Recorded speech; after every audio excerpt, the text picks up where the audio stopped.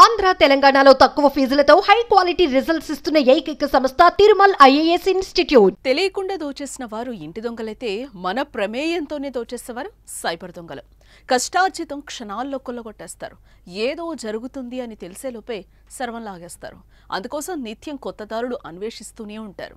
పోలీసులకు దొరకకుండా ప్రజలను ఏమార్చి తమ పనిని కానిస్తున్నారు. తాజాగా కొత్త స్కామ్ వెలుగు చూస్తోంది.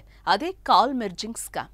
అసలు ఏంటి కాల్ మెర్జింగ్ స్కామ్, ఎలా దోచేస్తారు, మనం ఎలాంటి జాగ్రత్తలు తీసుకోవాలో ఈ వీడియోలో తెలుసుకుందాం.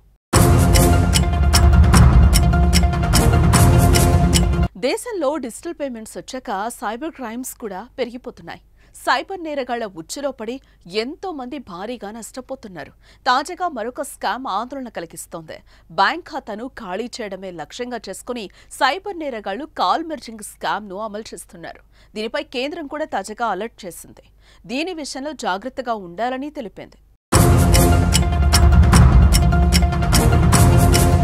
అసలు ఏంటి కాల్ మెర్జింగ్ స్కామ్? ముందుగా పాత స్నేహితుడినంటూ గుర్తు తెలియని వ్యక్తి నుంచి ఫోన్ కాల్ వస్తుంది.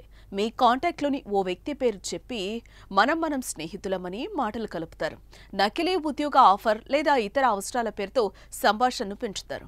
వారిపై నమ్మకం కలిగేలా సీన్ క్రియేట్ చేసి తర్వాత ప్లాన్ అమలు చేస్తారు. వీరిద్దరూ మాట్లాడుతున్న కాసేపటికి వేరే స్నేహితుడితో మాట్లాడదామని లేదా తమ కంపెనీకి చెందిన మరో ప్రతినిధి లైన్లోకి వస్తారని చెప్తారు. ఆ తర్వాత బాధితుడికి మరొక ఇన్కమింగ్ కాల్ వస్తుందని, దానిని మెర్జింగ్ చేయాలని కోరుతారు. నిజానికి ఆ రెండో కాల్ బాధితుడి బ్యాంక్ నుంచి వచ్చే ఓటీపీ ఆటోమేటెడ్ కాల్.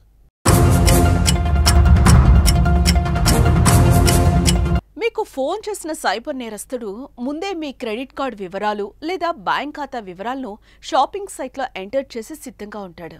ఓటీపీ వివరాలను కాల్లో చెప్పే ఆప్షన్ ఎంచుకుంటాడు. దీంతో బ్యాంక్ నుంచి మీ కాల్ వస్తుంది.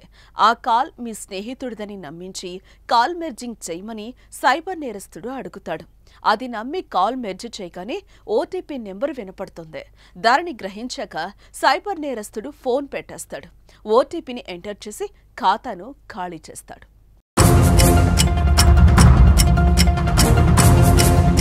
ఈ స్కామ్తో సులభంగా మోసపోయే అవకాశం ఉంటుంది. కాల్ మెర్జింగ్ ద్వారా ఓటీపీ సైబర్ నేరగాడు పొంది అనుమానం రాకుండా తన పని కానిచ్చేస్తున్నాడు. కాల్ మెర్జింగ్ స్కామ్ల నుంచి రక్షించుకోవడానికి పలు జాగ్రత్తలు తీసుకోవాలి. కాల్ మెర్జింగ్కు నో చెప్పాలి. ఎవరు అడిగినా తెలియని నెంబర్లతో కాల్లను మెర్జ్ చెయ్యొద్దు. కాల్ మెర్జింగ్ చెయ్యాలని అడిగితే కాల్ కట్ చేయాలి. మీ బ్యాంకు స్నేహితులు, కుటుంబ సభ్యులు కూడా మీకు ఇలాంటి అభ్యర్థన చెయ్యరని గమనించాలి. ఎవరితోనూ ఓటీపీలను పంచుకోవద్దు.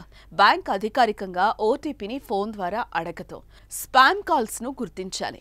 అనుమానాస్పద కాల్స్ కు దూరంగా ఉండాలి.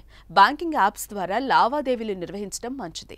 ఏదైనా అనుమానం వచ్చినా, మోసానికి గురైనట్లు వెంటనే సైబర్ క్రైమ్ హెల్ప్ లైన్ 1930 లేదా www.cybercrime.gov.in ద్వారా ఫిర్యాదు చేయొచ్చు.